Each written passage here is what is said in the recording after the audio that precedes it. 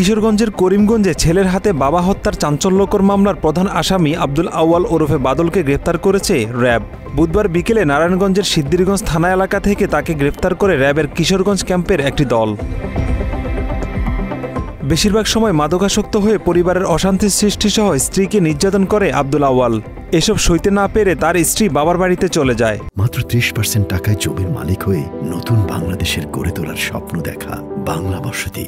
সেখান থেকে স্ত্রীকে ফেরাতে না পেরে গত 17 অক্টোবর সকালে পিতা আব্দুল মালেকের উপর চড়াও হয় সে।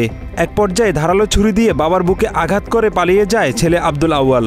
পরে গুরুতর আহত অবস্থায় স্থানীয় স্বাস্থ্য কমপ্লেক্সে নিয়ে গেলেও অবস্থার অবনতি হওয়ায় কিশোরগঞ্জের শহীদ সৈয়দ নজরুল ইসলাম মেডিকেল কলেজ হাসপাতালে পাঠানো হয়। সেখানেই চিকিৎসাধীন অবস্থায় মৃত্যু হয় পিতা আব্দুল মালেকের। মোহাম্মদ খোকন মিয়া, পিতা মৃত আব্দুল মালেক, গ্রাম নয়াকান্দি, থানা করিমগঞ্জ, জেলা কিশোরগঞ্জ, থানায় হাজির হয়ে এজাহার দায়ের করেন যে বাদীর বড় ভাই মোহাম্মদ আব্দুল আওয়াল বাদল 42 বছর বয়স, খুবই উচ্ছৃঙ্খল প্রকৃতির ও মাদকাসক্ত লোক। পারিবারিক বিভিন্ন বিষয় নিয়ে আসামি আব্দুল আওয়াল তার স্ত্রীকে প্রায় সময় শারীরিকভাবে নির্যাতন ও অত্যাচার করত।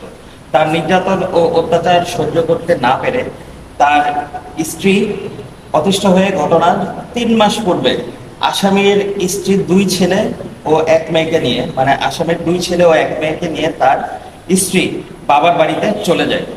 পরবর্তীতে আসামি তার বাবা ভিকটিম মোহাম্মদ আব্দুল মালেককে মাদক সেবনের টাকা ও তার স্ত্রীকে ফিরিয়ে আনার জন্য চাপ প্রয়োগ করতে থাকে। এক পর্যায়ে গত 16 অক্টোবর 2025 খ্রিস্টাব্দ বিকাল আনুমানিক 1700 ঘটিকায় আসামি তার পিতাকে হুমকি দেয় যে যদি তার স্ত্রী ও সন্তানদেরকে বাড়িতে ফিরে না নিয়ে আসে তাহলে তাকে ফোন করে মেরে ফেলবে।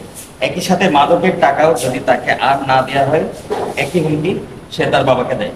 ঘটনার তারিখ 17/10 মানে 17 অক্টোবর 2025 তারিখ সকাল আনুমানিক 10 ঘটিকার সময় ভিকটিম আব্দুল মালেক বাদীর দোতলা টিনের ঘরের খাটের উপরে বসে বাদীর স্ত্রী মোসাম্মদ কামরুন নাহার 35 ও বাদীর মেয়ে মোসাম্মদ তাশরিফা 14 বছর বয়সের সাথে কথা বলছিলেন।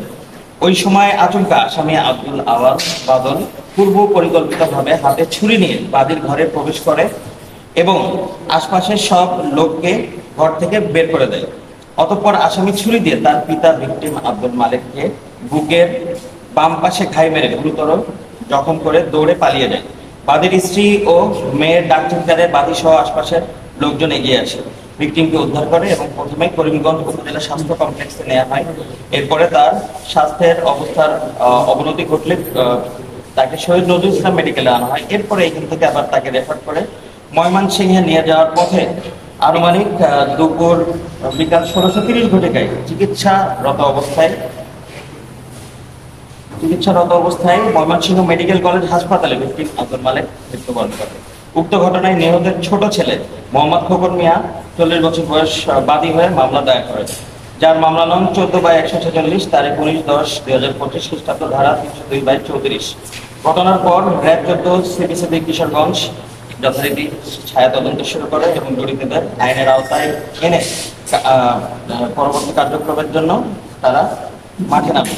এরই ধারাবাহিকতায় র্যাব 14 সিবিসিবি কিশোরগঞ্জ ক্যাম্পের একটি আভিযানিক দল 22 অক্টোবর 2025 16:20 ঘটিকায় র্যাব 11 নারায়ণগঞ্জের সহায়তায় নারায়ণগঞ্জ জেলার সিদ্ধিরগঞ্জ থানাধীন চিটাগাং রোড এলাকায় অভিযান পরিচালনা করে উক্ত মামলার এজাহার নামীয় প্রধান আসামি মোহাম্মদ আব্দুল আওয়াল বাদল 42 বছর বয়স, পিতা ভিকটিম আব্দুল মালেক, নয়াকান্দি, করিমগঞ্জ, জেলা কিশোরগঞ্জকে গ্রেপ্তার করতে সক্ষম হয়। গ্রেপ্তারকৃত আসামির বিরুদ্ধে পরবর্তী আইনানুগ ব্যবস্থা গ্রহণের জন্য সংশ্লিষ্ট থানায় ইতিমধ্যে হস্তান্তর করা হয়েছে।